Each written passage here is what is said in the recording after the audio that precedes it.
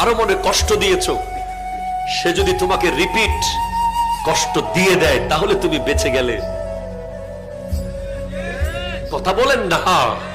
কাউকে জুলুম করেছো, থাপ্পড় মেরেছো অন্যায় ভাবে, সে তোমাকে রিপিট থাপ্পড় দিয়েছে, অনেকটা বেঁচে গেছো তুমি।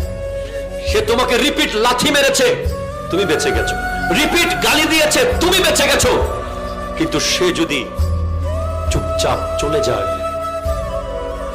থাপ্পড় খেয়ে যদি চলে যায়, গালি খেয়ে যদি চলে যায়, আপন ভাইকে গলা ধাক্কা দিয়ে বের করে দিয়েছো জাগার জন্য, আপন চাচাকে এলাকা ছাড়া করে দিয়েছো, সে যদি চুপচাপ মসজিদের জায়নামাজে এসে বসে আর যদি বলে আল্লাহ সবাই ছেড়ে দিলে তুমি তো আছো,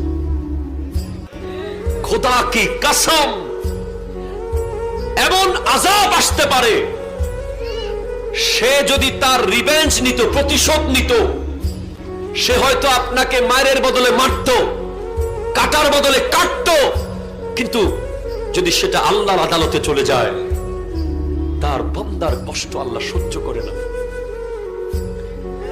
সহ্য করে না। হাদিসে পাকে আছে, রাস্তা থেকে একটা গাছের ঢাল সরিয়ে দিয়েছে।